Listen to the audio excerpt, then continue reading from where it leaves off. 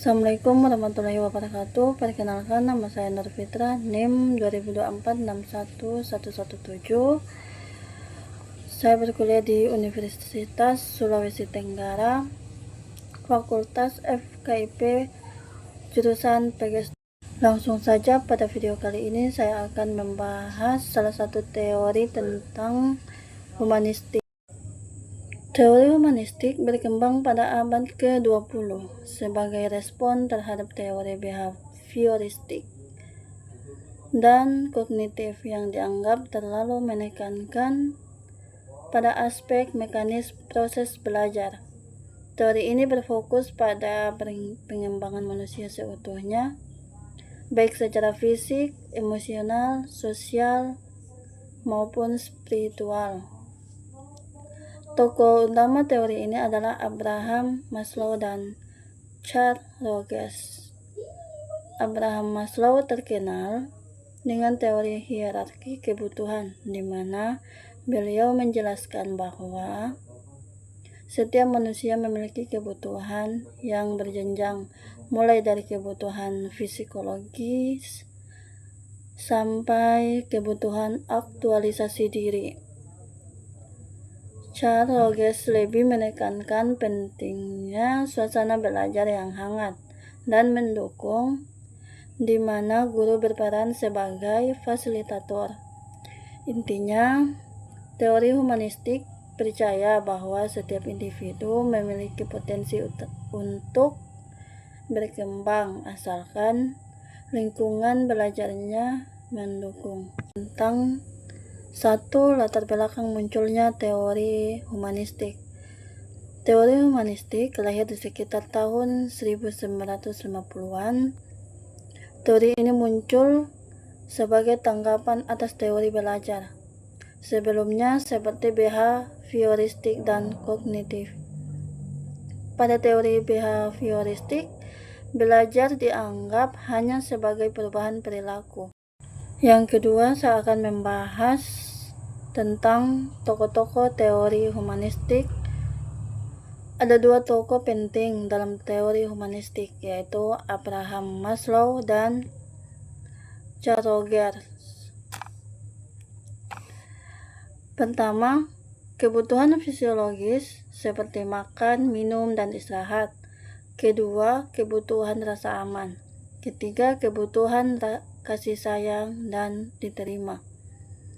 Keempat, kebutuhan penghargaan atau harga diri. Kelima, kebutuhan aktualisasi diri, yaitu keinginan seseorang untuk menjadi versi terbaik dirinya. Maslow menekankan bahwa jika kebutuhan dasar tidak terpenuhi, siswa akan kesulitan belajar. Jadi, guru harus membantu memenuhi kebutuhan ini. Kedua, Carl Rogers. Rogers adalah tokoh penting yang mengenalkan pembelajaran yang berpusat pada peserta didik. Menurut Rogers, guru bukan hanya pengajar tetapi juga fasilitator. Guru harus mendengarkan, memahami, dan memberi ruang kebebasan agar siswa berkembang sesuai potensinya.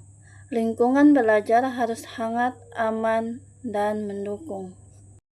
Yang ketiga, saya akan membahas tentang prinsip-prinsip teori humanistik. Prinsip utama teori humanistik adalah belajar sebagai proses personal. Setiap peserta didik punya kebutuhan, minat, dan potensi yang berbeda. Selain itu, teori ini menekankan pentingnya motivasi intrinsik, yaitu motivasi yang muncul dari diri sendiri, bukan hanya karena paksaan. Siswa akan belajar dengan senang hati jika merasa dihargai. Guru juga harus membangun hubungan yang hangat, penuh empati, dan mendukung penilaian, tidak hanya fokus pada nilai akhir, tetapi juga pada proses belajar dan perkembangan pribadi siswa. Keempat, saya akan membahas tentang Penerapan teori humanistik di kelas. Bagaimana penerapan teori humanistik di kelas? Pertama, guru harus mengenal peserta didik secara mendalam karakter, bakat, dan minatnya. Kedua, guru menciptakan suasana belajar yang nyaman, terbuka, dan bebas dari rasa takut. Ketiga, guru memberi kesempatan siswa memilih cara belajar, misalnya dalam pembelajaran bahasa Indonesia, guru bisa meminta siswa membuat cerita pendek atau puisi berdasarkan pengalaman pribadi. Keempat, guru memberi umpan balik yang membangun, bukan sekedar nilai angka. Guru juga mendengarkan pendapat dan perasaan siswa. Contohnya, yang nyata saat siswa tampak murung, guru bisa menanyakan apakah ada masalah, lalu memberi dukungan. Hal sederhana ini membuat siswa merasa diperhatikan dan dihargai. Yang kelima, saya akan membahas tentang kelebihan dan kelemahan teori humanistik. Teori humanistik punya beberapa kelebihan, diantaranya: 1. Menghargai keunikan dan potensi individu. Yang kedua, meningkatkan motivasi belajar. Yang ketiga, menciptakan hubungan guru-siswa yang lebih dekat. Namun teori ini juga punya kelemahan, yaitu yang pertama, sulit diterapkan jika jumlah siswa banyak. Yang kedua, guru harus punya kemampuan komunikasi dan empati. Yang ketiga, penilaian sering dianggap subjektif. Ya, itulah penjelasan dari saya tentang teori humanistik. Kesimpulannya dari pembahasan teori humanistik yaitu teori humanistik sangat penting diterapkan dalam dunia pendidikan karena membantu siswa berkembang menjadi pribadi yang utuh, mandiri, percaya diri, dan bertanggung jawab. Sebagai calon pendidik, kita diharapkan mampu memahami kebutuhan siswa, membimbing mereka dengan penuh empati, dan menciptakan suasana belajar yang positif. Demikian penjelasan saya tentang teori humanistik.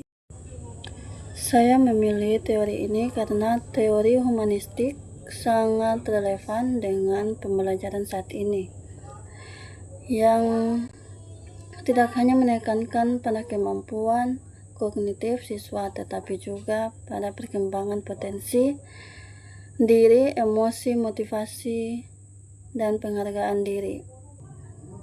Ya, itulah tadi hasil penjelasan saya tentang humanistik.